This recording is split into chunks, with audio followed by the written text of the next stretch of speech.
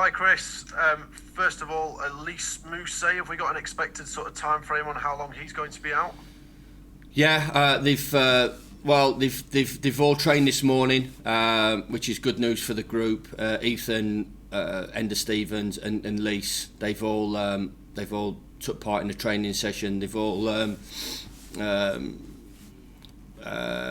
added various minutes to that training session, but they've all took part in one way or the other. So we'll monitor them over the next 24 hours, and hopefully they come through tomorrow's training session, and they're on the coach to go down to Southampton. So all three of them, even Lisa's got a chance of playing at the weekend. Yeah, they all have a chance of playing. Yeah.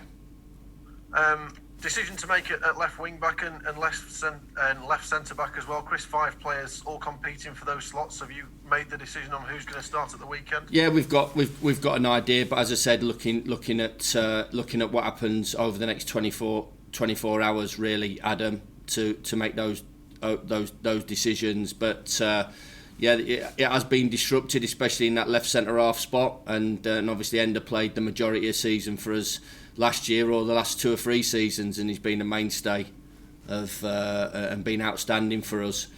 So to miss an experienced player at a time where we need experience has obviously been disappointing. Rhys Norrington-Davies this week getting a contract until 2024. Obviously, great news for him and the club. Is that reward for what he's been doing with Luton and with Wales this season? Yep, spot on. He went out on loan. He's a young player.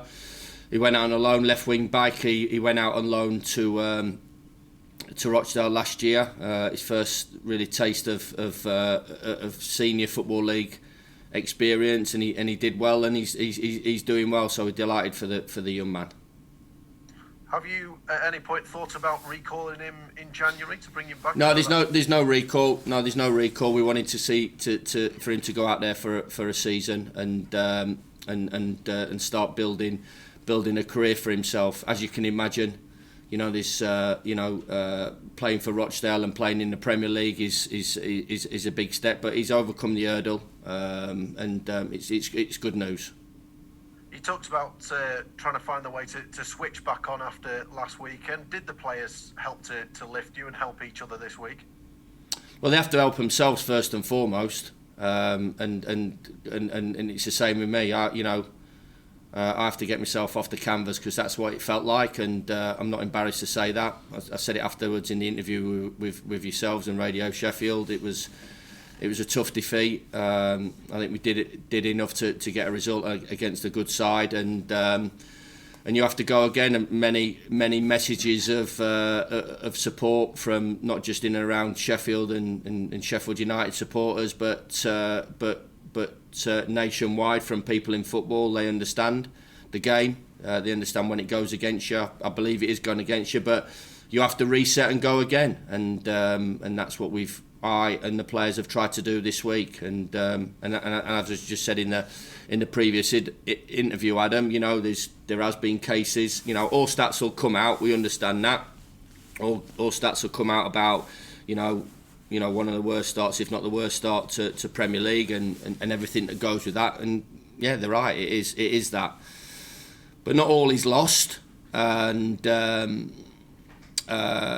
are examples of teams going on runs, 9, 10, 11, 12, 13, 14, 15 games without a win. So there is some hope, there's some light at the end of the tunnel. But I do understand it, and we all do, that for that to happen, it can't just be left to the last 15 games of the season. It's got to happen now, and we've got to start picking up some results in and around this period leading into the new year, and some positive ones. Getting stats and XGs, and we should have scored more goals, and we should have had more points from what our play people say deserve. But for me, the reason that we are in this situation, we are in this position, lies within our changing room, and unfortunately we have not been good enough at key times and big moments, and we have to address that.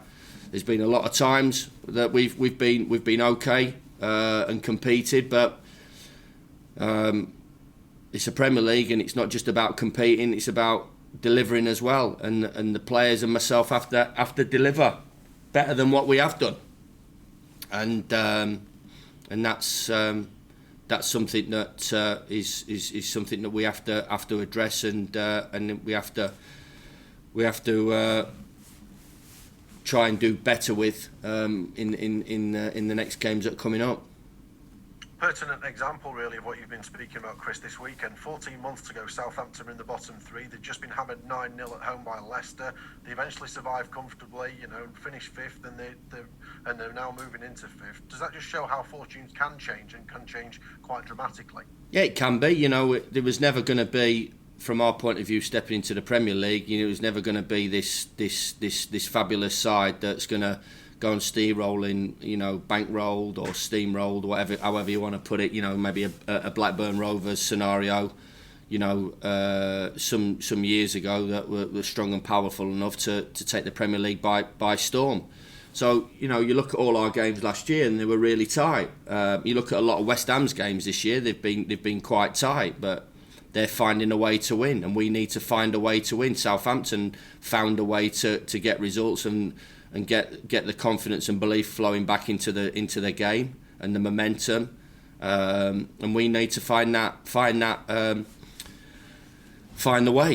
way to get a result, find a way to get a draw, to get a win, to get ourselves up and running. And I keep saying it, nobody else is going to help you, and nobody else is going to give this. There's not a magic formula to it. You've just got to get back to work, and believe in what has got us into this position, and what has been the fundamental parts of our game that has turned us from a team that was struggling in League One to one that was the position that we had. So I keep saying to people, and I've coached and managed different formations. If I felt it was a formation thing, I would change it. Of course I would.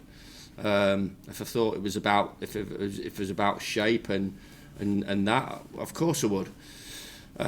It's been difficult picking the team, and there'll always be favourites, and there'll always be people that are out the team now that people think they should be in. I understand that.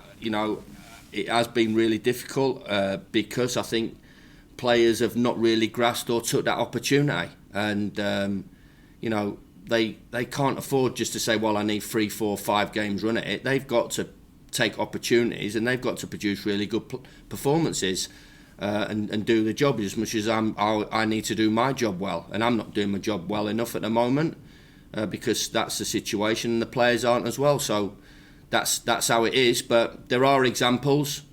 As I've said, of teams going on long runs, but we have to come out of it quickly, Adam. It's been long enough now, and we have to show, as I said, something that gives us something to hang on to.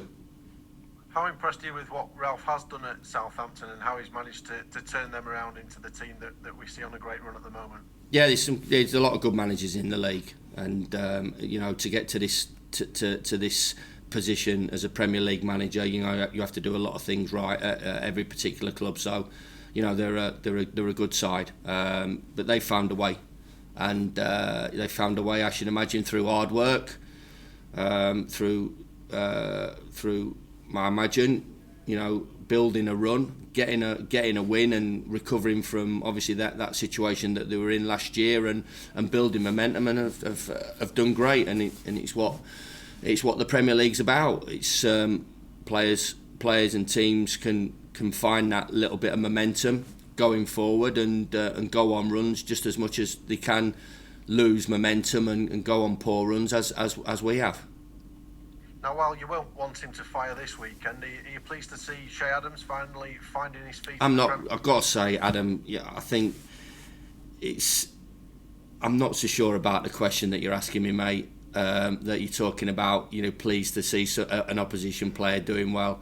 I'm 100% bothered about Sheffield United. As as you've heard recently in the national press, that I am selfish about Sheffield United and I want our club to do well. So, my big thing is, they leave our football club for a reason, and we shake hands, and then we deal with the players at our football club, which are the present players, and trying to get them right. I've got, as you can imagine, all on.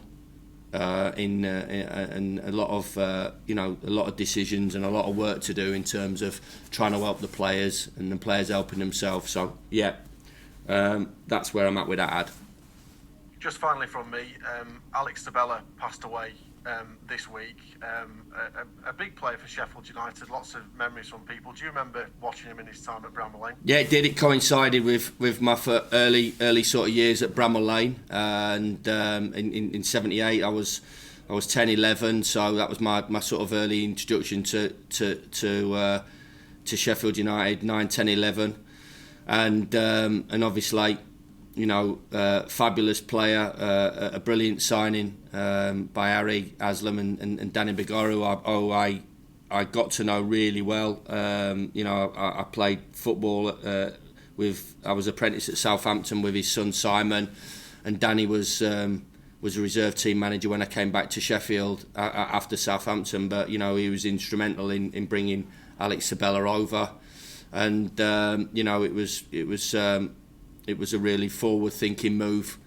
I know obviously he didn't stay as long as what our punters would have liked for him to stay, and obviously moved up the road after a few games. But for us at the time to sign him was fabulous, and obviously he went on to